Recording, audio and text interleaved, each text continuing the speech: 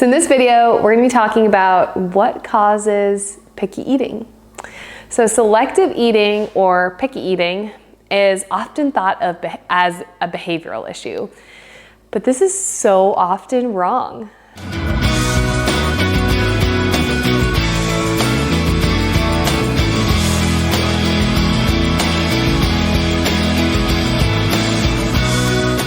Selective eating or picky eating can be the result of so many things. Medical conditions like reflux, eosinophilic esophagitis, celiac disease, lactose intolerance, allergies, or even heart conditions. Selective eating can be the result of medications causing decreased appetite, constipation, low muscle tone, dysphagia or difficulty swallowing, or any other sort of oral motor delays or abnormalities.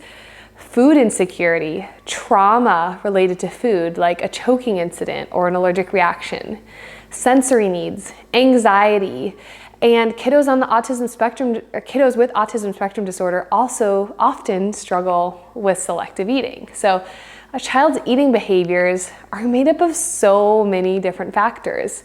Some long-term factors include genetics, medical conditions, medications, mental health, growth state, culture, food availability or socioeconomic status, and parenting. And if you notice from this long-term factors list or lifelong factors list, parenting is really the only thing that we can change. And even that is not really an easy feat.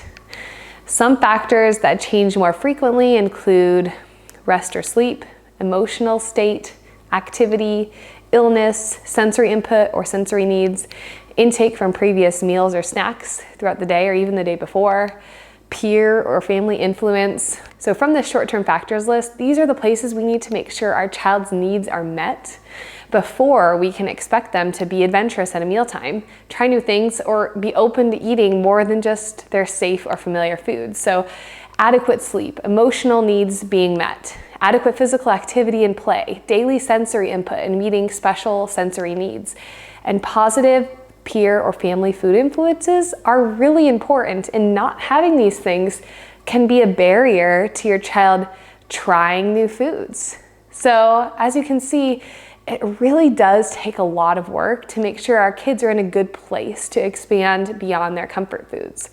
So for example, a child who just became a big sister, or is experiencing the divorce of their parents, or who just switched schools, or who has unmet sensory needs, or unmet physical activity needs, or who is getting inadequate sleep. These kids may just have a lower capacity for trying new foods or for being adventurous at the table.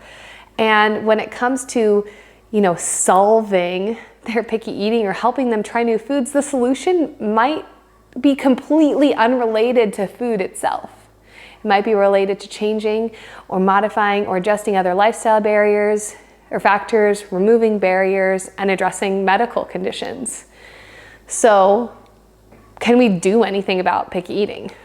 Absolutely we can, but if we don't address the causes and the barriers to a child's selective eating before we use the strategies that I'm going to talk about in this course, your child's progress is likely going to be slower and more difficult or even non-existent than if we did the reverse. So if you're concerned, get these medical conditions ruled out. Work with a pediatric dietitian, a speech-language pathologist with feeding disorder experience, or a pediatric occupational therapist with swallowing or sensory experience. While pediatricians are wonderful and a crucial integral part of the puzzle in your child's healthcare team, they're a great place to start, but the simple truth is that they don't have more than a few hours of training in nutrition, and very little, if any, most have none, training focused on eating behaviors for a child. So when seeking professional help for selective eating, look for professionals whose entire job it is to be an expert on this topic. In the next video, I'm going to talk about when to seek this professional help, so stay tuned.